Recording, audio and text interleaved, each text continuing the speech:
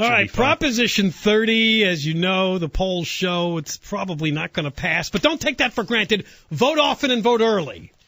Yeah, turnout is always really important.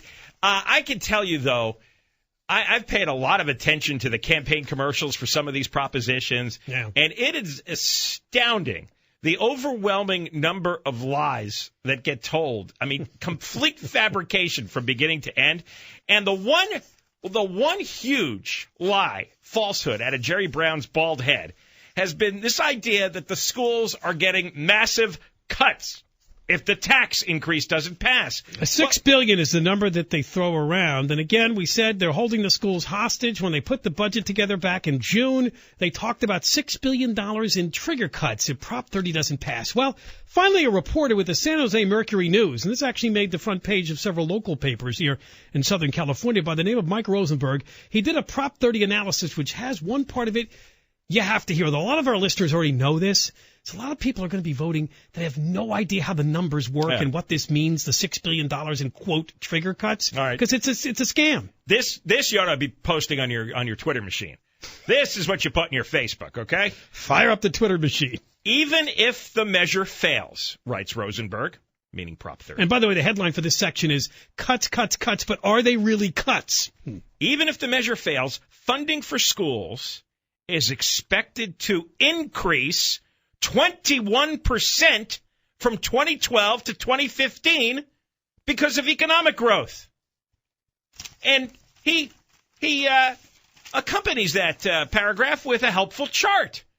And it shows you that spending, look at that. Look at that. There it goes on an upward scale, whether Prop 30 passes or doesn't. It's going up. For the 2012-2013 fiscal year, which we're in now, spending is slightly over $7,000 per student. By 2015, it's going to be $8,500. How about that? Amazing. It goes up significantly over the next 3 years without the tax increase. He even provides a great little analogy and an illustration. He says, look at it this way. And we've actually put it this way many times before. Say you're expecting a $100 per week raise at work. But then when you don't get it, you tell your friends you have to cut back your spending by $100 a week. Now, wait a minute, though. That was a raise you didn't get. So you're right back to where you were before. That's not such an incredible hardship. This is extra money that he's raising to put in the teacher's pension fund. You may And again, the answer is this is cutting a scheduled increase. It's not raw cutting of the numbers.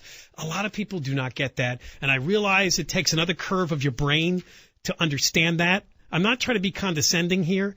I think your average voter who doesn't follow this, doesn't follow our tax revolt, is going to get fooled. They just hear that $6 billion cut number and they think, wow. And they have no idea what the total spending on schools is anyway, right? Well, they hear that number and they think that's a lot of money. I can't let that happen. Well, it's a cut to a scheduled increase. They're still going to get more money. They're just not going to get as much money as they might have gotten with the taxes.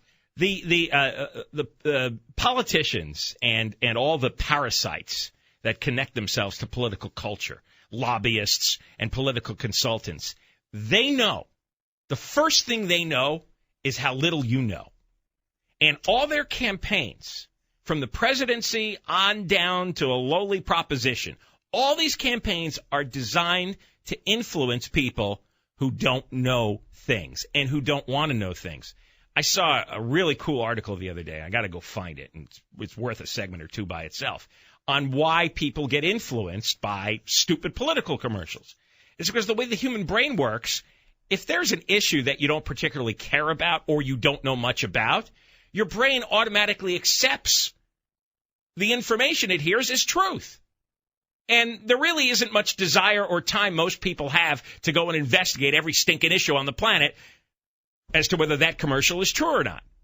It's just the way things are. So all these sick, twisted parasites that are in politics, they know how to manipulate the masses.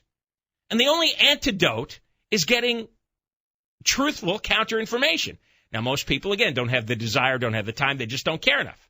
This is where our program comes in. Yes. We provide you with the true information. Mike Rosenberg here from the San Jose Mercury News. Now, of course, This story should have been out every day of the stinking year during the election season. All the newspapers should be carrying this story all the time. You don't see this. Nobody's taking the time to explain this to people. Do you see this in the stinking Los Angeles Times? No. Do you see it on any of the TV newscasts? No. But here's a guy from San Jose. He writes a story with a chart, and look at this. The spending for schools is going to go up 21% over the next 3 years without the tax increase. And something else he points out in this article, I believe it's on our website. You should check it out. This talk about how if we don't pass Prop 30, they're going to have to cut the school year back significantly, 15 to 20 days. Well, he writes, the nonpartisan legislative analyst's office called the idea to shorten the school year back-of-the-envelope calculation. It seems unlikely to occur because many schools could trim costs in other, admittedly severe ways, maybe renegotiate with unions. Oh, that's severe, huh? What did we tell you? Reducing the school year is typically a last resort, he writes. Every place in America, the private sector, has either cut employees or they have cut wages and benefits for employees. Highest paid teachers in the country, one of the worst scores for English and math in the country on the standardized tests. So we're paying for high-end education and we're getting the lowest end.